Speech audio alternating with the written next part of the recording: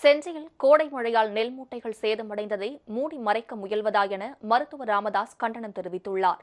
பாமக நிறுவனர் மருத்துவர் ராமதாஸ் வெளியிட்டுள்ள எக்ஸ் தள பதிவில், விழுப்புரம் மாவட்டம் செஞ்சி ஒழுங்குமுறை விற்பனை கூடத்தில் கொள்முதல் செய்வதற்காகவும் கொள்முதல் செய்யப்பட்டும் வைக்கப்பட்டிருந்த 12,000க்கும் கூடுதலான நெல் மூட்டைகள் புதன்கிழமை பெய்த கோடை மழையில் நனைந்து சேதமடைந்ததாக குறிப்பிட்டுள்ளார். நெல் மூட்டைகளை பாதுகாக்க நடவடிக்கை எடுக்கப்படாதது குறித்து கடுமையான விமர்சனங்கள் எழுந்துள்ள நிலையில் அதை மூடி மறைக்க செஞ்சி ஒழுங்குமுறை விற்பனை கூட நிர்வாகம் முயல்வது கடுமையாக கண்டிக்கத்தக்கது என்றும் அவர் சாடியுள்ளார். செஞ்சி ஒழுங்குமுறை விற்பனை கூடத்தில் விற்பனைக்காக உழவர்கள் கொண்டு வந்த நெல் மூட்டைகள் அனைத்தும் கிடங்குகளில் வைக்கப்பட்டிருந்ததால் அவை பாதிக்கப்படவில்லை என்றும், உழவர்களிடமிருந்து கொள்முதல் செய்யப்பட்டு வைக்கப்பட்டிருந்த 4,500 நெல் மூட்டைகள் மட்டும்தான் சிறிதளவு பாதிக்கப்பட்டதாகவும் ஒழுங்குமுறை விற்பனை கூட நிர்வாகம் விளக்கமளித்திருக்கிறது. இது அப்பட்டமான பொய்யாகும்.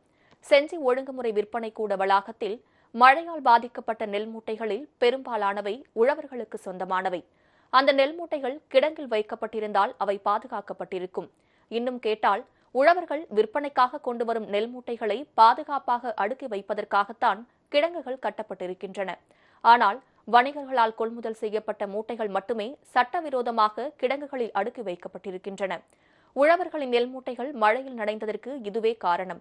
இந்த மோசடியை மூடி மறைக்கவே ஒழுங்குமுறை விற்பனை கூட நிர்வாகம் பொய்களை கட்டவிழ்த்து விடுகிறது. செஞ்சி ஒழுங்குமுறை விற்பனை கூடத்தில் உழவர்களின் நெல் மூட்டைகளை அடுக்கி வைப்பதற்கான கிடங்குகள் அங்கு பணியாற்றும் அதிகாரிகளின் உதவியுடன் வணிகர்களால் ஆக்கிரமிக்கப்படுவது குறித்து விசாரணை நடத்தப்பட வேண்டும்.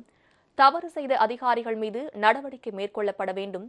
செஞ்சியில் மட்டுமின்றி தமிழ்நாடு முழுவதுமே நேரடி நெல் கொள்முதல் நிலையங்களில் மழை பெய்தால் நெல் மூட்டைகள் நனைவது காலமாக நிகழ்ந்து வருவதால் எதிர்காலத்தில் அத்தகைய பாதிப்புகளை தடுக்க அனைத்து கொள்முதல் நிலையங்களிலும் குறைந்தது 10,000 மூட்டைகளை சேமித்து வைக்கும் அளவிற்கு கிடங்கு வசதிகள் ஏற்படுத்துவதையும், கொள்முதல் செய்யப்பட்ட நெல் மூட்டைகள் அடுத்த நாளே அரவை நிலையங்களுக்கோ மண்டல அளவிலான கிடங்குகளுக்கோ கொண்டு செல்வதையும் அரசு உறுதி செய்ய வேண்டும் என மருத்துவர் ராமதாஸ் வலியுறுத்தியுள்ளார்.